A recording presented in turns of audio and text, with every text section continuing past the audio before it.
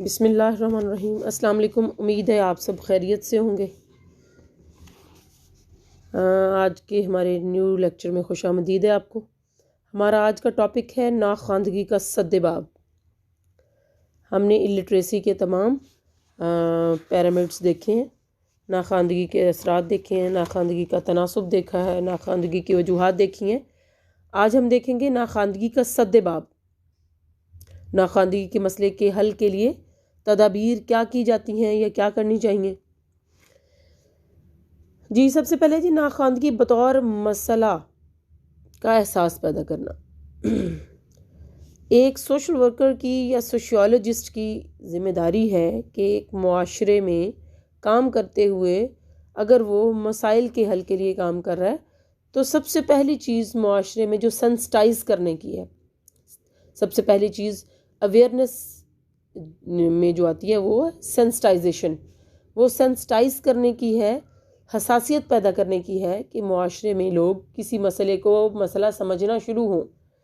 حساسیت یہ نہیں ہے کہ ہم یہ سمجھیں کہ ایجوکیشن کی کمی ہے اور ایجوکیٹڈ لوگوں کو بھی جابز نہیں ملتی ہیں اور پڑھنے کا کوئی فائدہ نہیں ہے، پڑھ لکھ کر کیا کریں گے، بعد میں تو بے روزگار ہی رہنا ہے۔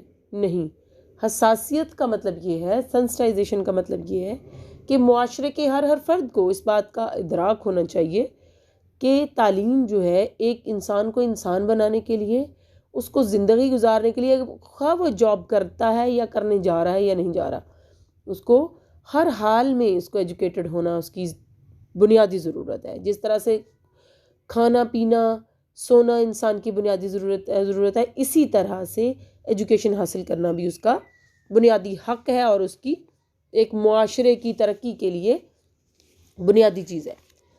ناخواندگی کو بطور معاشرتی مسئلہ محسوس کرنا اور تسلیم کرانا اولین کام ہے۔ کسی مسئلے کے حل سے پہلے اس کا احساس لوگوں میں پیدا ہونا ضروری ہے۔ جب تک وہ ناخواندگی کو مسئلہ نہیں سمجھیں گے، اس کے حل کو نہیں اپنائیں گے۔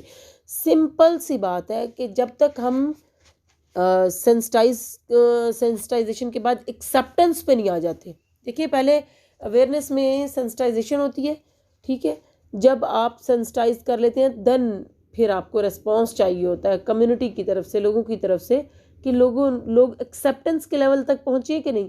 ایکسیپٹنس کا مطلب یہ ہوتا ہے کہ کسی ایک مسئلے کو مسئلے کے طور پر قبول کر لیا اور اس کے مسئلے کے حل کے لیے تیار ہے، اور دین اس کے بعد پارٹیسپیشن۔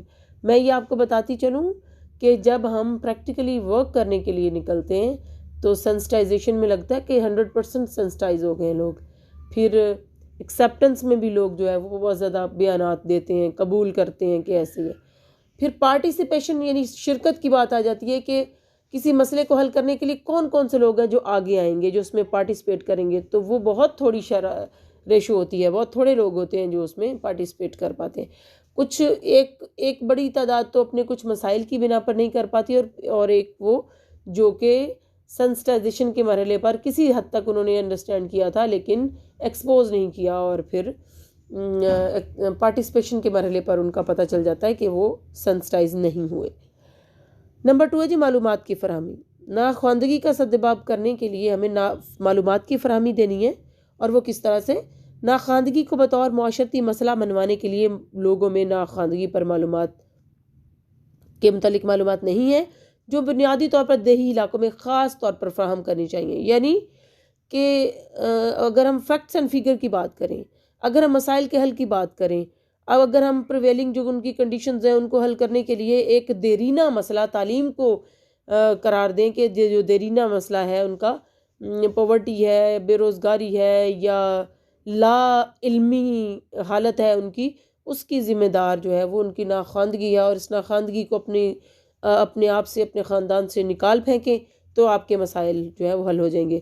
پھر ان کو یہ معلومات فراہم کرنی ہے کہ آخر ان کو کرنا کیا ہے، کس طرح کی ان کو اپنے مسائل سے نکلنے کے لیے اپنے بچوں کو پڑھانا ہے تو ان کو پڑھانے کے لیے ان کو کن اداروں کا رخ کرنا ہے، اور اس کے لیے ان کو کس قسم کی جو ہے وہ انفارمیشن ریکوائرڈ ہے وہ ان کو دینا، اور اس کے ساتھ ساتھ ان لوگوں کو یہ بات سمجھانا کہ اب ان مسئلوں کو انہوں نے خود حل کرنا ہے، ان پرابلمز کو انہوں نے خود حل کرنا ہے، بار بار ان کے پاس کوئی بھی جو کمیونٹی کے لوگ ہیں یا پھر ورکرز ہیں، سوشل ورکر یا سوشیولوجسٹ ہیں، وہ نہیں آ سکتے نہ یا نہیں آ پائیں گے، کیونکہ ہمارے پاس جو ٹیم ہے وہ بہت کم ہے اور جو لوگ ہیں، کمیونٹی ہے، وہ بہت زیادہ ہے۔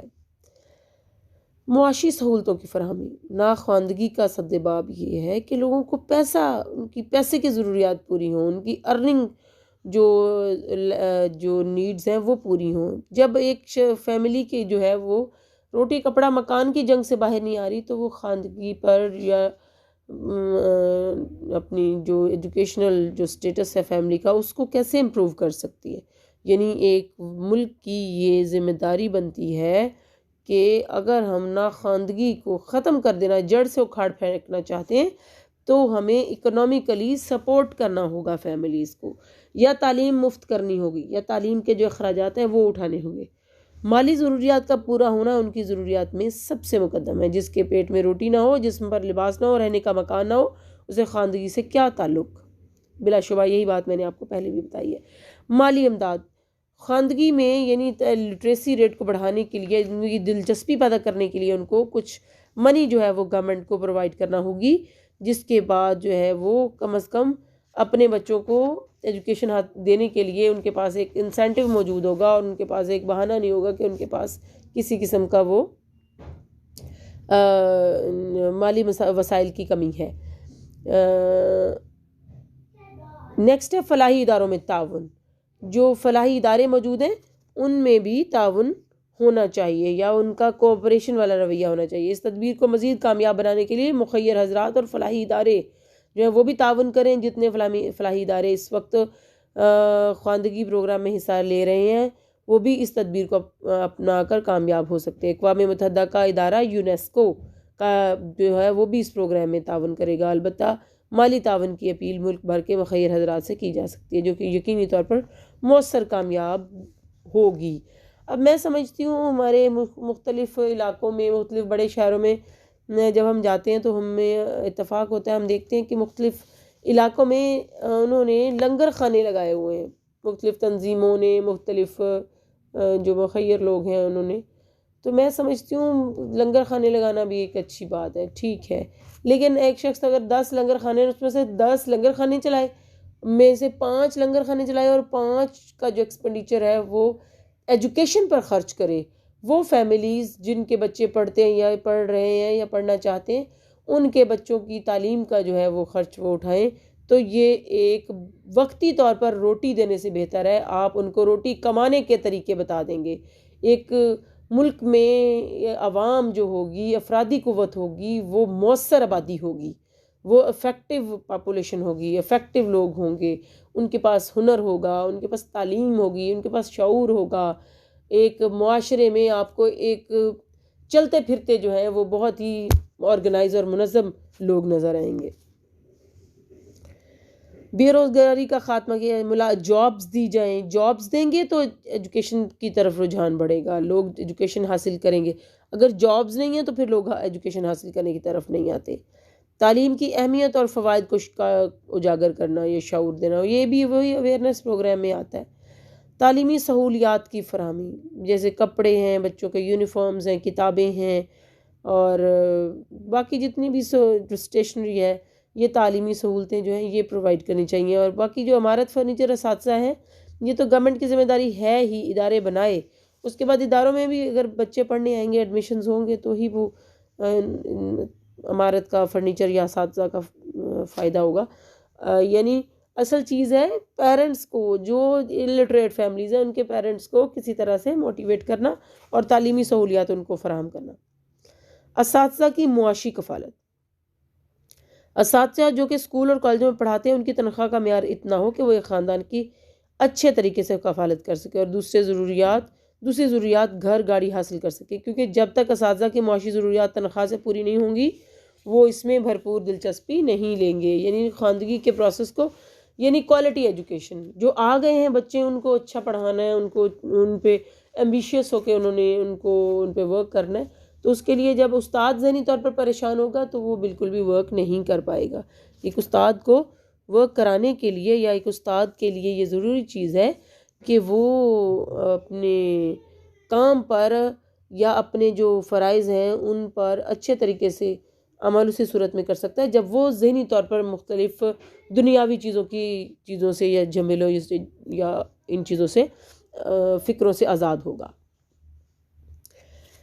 جی تو آج ہمارا یہ چیپٹر سیکنڈ ایئر ختم ہوا۔ انشاءاللہ اب ہم نیکسٹ جو ہمارا لیکچر ہوگا اس میں ہم اگلا چیپٹر سٹارٹ کریں گے جو کہ ہے چیپٹر نمبر 14 غربت۔ ابھی میرا خیال ہے ابھی ہم ترتیب سے چلتے جاتے ہیں، یہ چیپٹر لاسٹ ہے، یہ ختم کرنے کے بعد آپ کے 1-2 چیپٹرز پیچھے سے رہتے ہیں، چونکہ آپ کے کہنے پر میں نے ڈیموگرافک جو تھا ہمارا اس میں وہاں سے سٹارٹ کیا تھا۔